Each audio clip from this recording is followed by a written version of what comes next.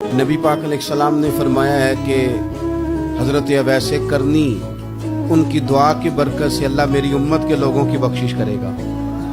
और जब मैंने ये सुना कि हज़रत मौला अली जैसे लोग, हज़रत उमर फारूक जैसे लोगों को जुब्बा दे के भेजा गया है और हुजूर ने भेज के कहा है कि अवैस से कहना मेरी उम्मत के लिए दुआ करें, तो फरमाते मेरे सीने में लौ लग गई कि मैं हज़रत अवैस करनी से लूँ। मेरी तबीयत लग गई, मेरा शौक आ गया कि मैं ख्वाजा अवैस करनी रज़ी अल्लाह तआला अन्हु से मिलूं। मैं निकल पड़ा, अल्लाह के बंदे के लिए निकला। हजरत एरम बिन हयान कहते हैं, इसको इब्नुल जौजी ने भी लिखा है, दाता गांज बख्श अली अजमेरी ने भी लिखा है।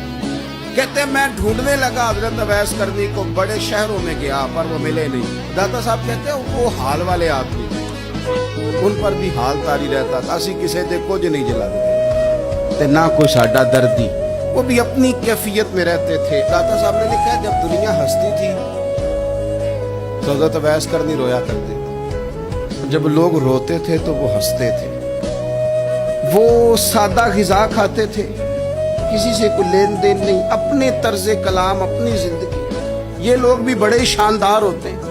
फरमाते हैं कि वो अपने हाल में रहते थे। हजरत हरम बिन हयान कहते हैं मैंने बड़ी जगह ढूंढा, पर मैं जहां जाता लोग कहते हाँ गंदमी रंग वाले, हाँ जिनके चेहरे पर कुछ बर्स के दाग हैं, वो जिनका चेहरा और वजूद बड़ा रौब वाला, वो अवैस करनी।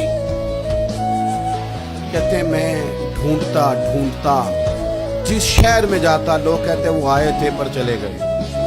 वो किसी ने कहा था ना, अवैसियों में बैठ जा, बिलालियों में बैठ जा, सफ़ें तो सब बिछी हैं, तू इश्क वालियों में बैठ जा। फरमाते मैं वो सफ़ें तलाश करता ढूंढता, न मिले मुझे।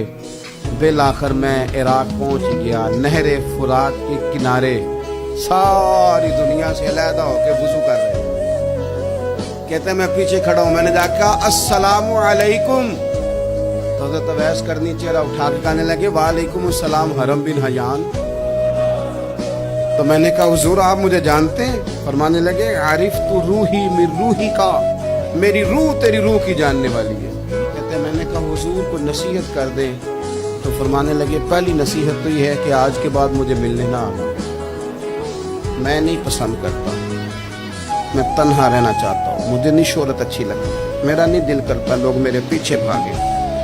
आज आया है, आज के बाद ना आना, बस छोड़ दे मुझे मेरे हाल पे, मैं अपनी जिंदगी अपने हिसाब के मुताबिक गुजारना चाहता हूँ, तू आज के बाद ना आना।